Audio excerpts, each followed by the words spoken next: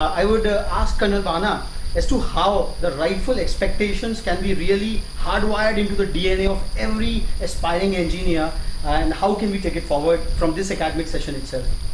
As Professor Kak has rightly said, and you also everybody has mentioned, that the students of today, they need to focus on learning and how to learn.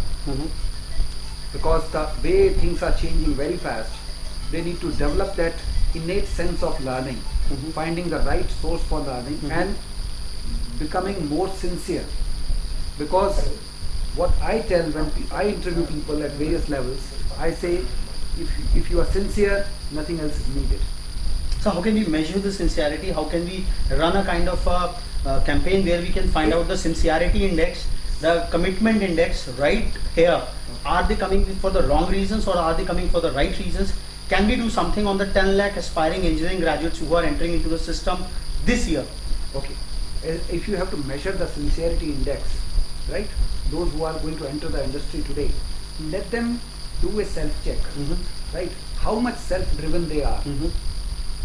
That's where the project-based studies come in. Okay. That a solution to a project problem would reflect what kind of commitment this person has.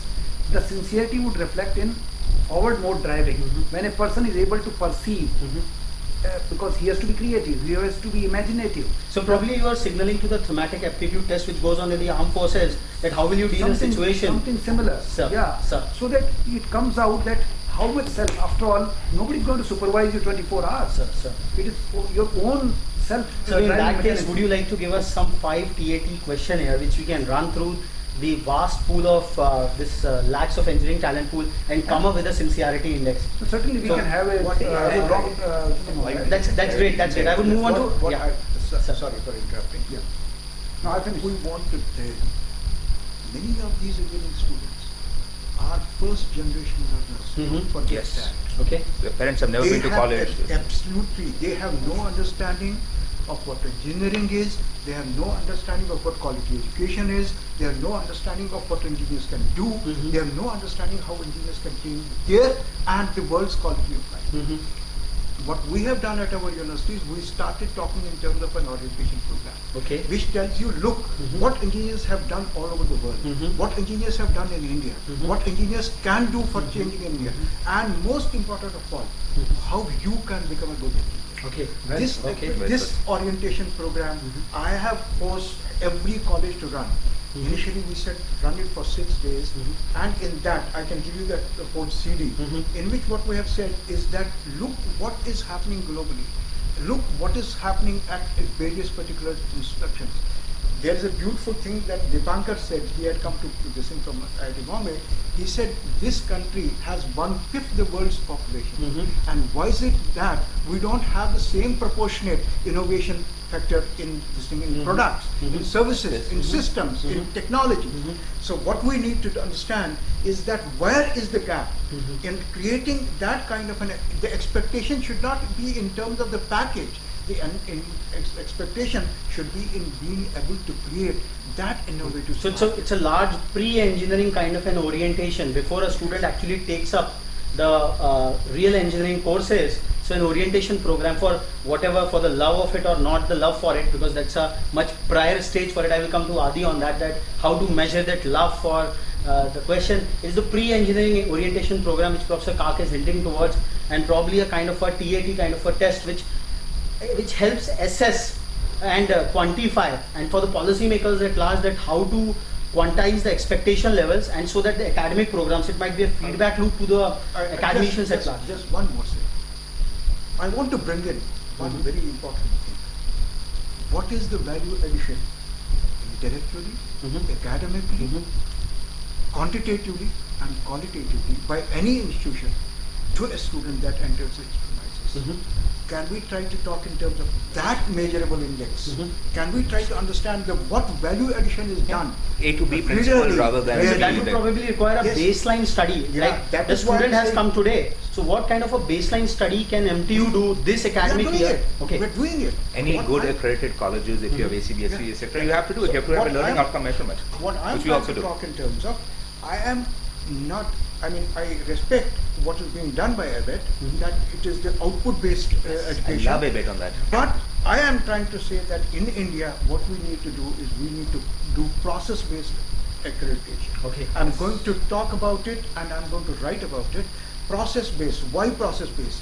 It is the process that transforms. It is the process that gives the output. It is the process that will understand individualistic requirements in terms of the input and then design the structure for him to achieve a certain particular compatibility.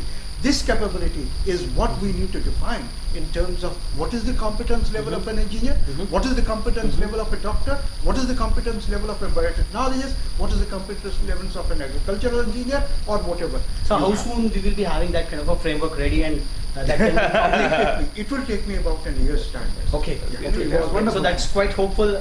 Sir, you mentioned about But that 4 sectors. I will just end I'm up sorry, with asking you. but I just want to speak about love before we run off. Because I know, sir, No, that's the last. that's the last I with which I wanted to. So you Sure, mentioned sir. about 4 sectors which India should really look for in future. So now a fascination of an engineer. One is obviously the expectation level of him and giving him a pre-engineering kind of an orientation because he's a first generation engineer in his own family. Now you talked about agriculture, infrastructure, health and housing. Now these are the problems which even a child who has come from the remotest village of Uttar Pradesh or this country knows, and he suffers day in and day out, and there is no better person who has faced it, not the Delhi kids or the metro kids who have faced it. Do you propose for all the incumbent students this year to pose a problem challenge to them that list out 5 problem statements in all these 4 sectors and throughout your career of engineering and try to solve at least one of them and we that is what we publicize try it? to do in the orientation program. Okay. We try to tell them what is it that you would love to do in order to change the society. Okay. What is it that excites you? What So, but that is it makes you- documented somewhere? Can it be a web page of every student which he follows, which he carries forward all through 4 years? You know, Mr. Mehta, what we are trying to do is we are not trying to hype it up. Sir. We must understand one. Education is a very slow process. Okay. It's not a revolutionary process. It's an evolutionary process. The human mind has to evolve. The human attitude has to evolve. The human conditionalities have to evolve. So what we are trying to do is we are trying to do it at a scale because as So, you but rightly I would said- like to just intervene out here. The intention is not to hype it out, but the kind of situation which this country is going towards, I respect and what the you said. kind of macro sentiment which is coming and which is lowering down the Horrible. sentiments of all those parents who have sold out their land, who have debted their shops. So they need a confidence that this country needs these many of engineers. We do. This country has enough potential, and this is what our universities are doing. So probably this hyping, this limited hyping as to their child's future are in real safe hands, because the kind of larger mainstream media reports which are coming day in and day out, they just talk about the top-notch institutions and they project a very dismal state of things. So, this is I think a good time to come in about whether you love engineering or not. You see, I go back to the same thing which I started this off. If you do not like what you are doing, you will never be good at it. You will never be the person who a company will want to hire. You might get a good initial starting package because you went to a good institute, somehow you studied very hard, you did it, you slogged your 4 years. So many people who even graduate from MIT, Stanford, etc., they become engineers. They really wanted to. They had student loans to pay off it. They get a great salary. After 3 years, they feel suicidal. Right? They can't continue. At the end of the day, when people ask me, what is your ideal outcome for your students graduating from your college? I said, I want them to be happy. I want them to find happiness in life. And you can be happy earning 5 rupees. You can be happy, and you can be unhappy earning 5 crore rupees. Very true. This is why I always come back to, when it's about engineering, it's about figuring out, is this a subject which I love, right? And there are a few ways, and there are some very easy tests which you can do it. Earlier, I would have argued, this is about 5 years ago if you'd asked me, that my biggest problem was a class 12 student when he comes in, as Sir said, never seen the inside of a college classroom, doesn't understand what it means to take engineering at a college level, comes in, he's maybe seen an inside of an entrance exam, and that's his entire exposure to what engineering is, right? But we've changed. You can go online, go to Stanford site, go to Harvard, go to MIT, go to Cambridge. All of them have all their courses online right now. See their courses. Look at what the best teachers in the world are teaching in your field of engineering. Start with the introduction. It'll take you 2 weeks. Trust me, either you'll be so bored and unhappy you'll fall asleep on the desk, right? Or you'll say, look, hey, no, this is hard. I don't understand a lot of it. I think that is what. But it sounds really, really nice. Exciting. This is what something excites me, because if the best faculty in the world can't get you excited about engineering, you're See, not going to be able to Adi, do on it. this- Only one particular point. You know, most of this is what my problem is with NPTEL also. Uh-huh. My students, Mhm. when they go to NPTEL or when they go to this MOOCs. MOOCs or any other particular, Mhm. it's in a language which they don't understand. True. It's True. in a True. language where there is a total disconnect. I mean, we have done in this orientation program, we have divided a glossary. Why? My students come from UP board. Mhm. They know what is a chaturbhuj. They don't know what is a rectangle. This is true. Right? When This is true. my teacher tells them this rectangle has got this particular this thing and this is how you can shape it and this is what the perspective is, that it's a one line or this thing. So he is at sea. For first 3 months, they is totally ignorant about what is going on in the class. So what we did is we said, simple solution. We said there are 1200 words which he needs to name, maths, physics, chemistry, this thing. We had their English equivalent, Hindi equivalent. We gave it to every student. And that's what is done. Wait, That's really fantastic. That's really I think fantastic. that's a fantastic thing. But so yes, but they are, by the way, in Hindi and other languages available as well. Now the Now Google they are translation, Google no, translation and not other even things Google are- Translate, and the government is now putting up IT lectures and all for free on the National Knowledge Network, which is accessible to students. So first, have a look at those lectures. Look at the intro, look at the middle, and you can shop around. See, does this sound interesting? You can take a CS class, a management class, electrical. You know, Aditya, Find what for is the the thing. first time in every one of my courses, there is a list of URLs that you must Exactly. refer. The second thing what I would do This is what we want to change. is We do not want to tell him that restrict only to the classroom. The classroom is one window. There Absolutely. are multiple windows out there in the universe. Yeah, that's Go right. to these URLs And figure You'll out- see what engineering is, what knowledge is. I'm interested in creating a knowledge world. I'm not interested in creating another silo in his mind or in his thinking. See, the second thing what I would do, really look in the mirror. Ask yourself, why am I really wanting to do engineering? Okay? I'm not saying that, pleasing your parents is a bad thing. I'm not saying trying to be ambitious and earning money is a bad thing. I am not saying that, wanting to have a 5-star lifestyle is a bad thing. I don't judge. Everybody is their own individual. It is your choice, your life. You have to choose what you want to do. I'm not one of those people who say, I will become a sadhu sant and devote their life to public service. Nice if you do, but I won't judge you if you're not. But you really have to see that where is that motivation, right? A lot of people confuse what I call the symptoms for the characteristics. They say, okay, I want to make a lot of money, right? So I will do engineering, right? But at some point they forget that, wait, I never actually wanted to do engineering. I wanted to make a lot of money. And so they forget to say, I wanted to please my parents.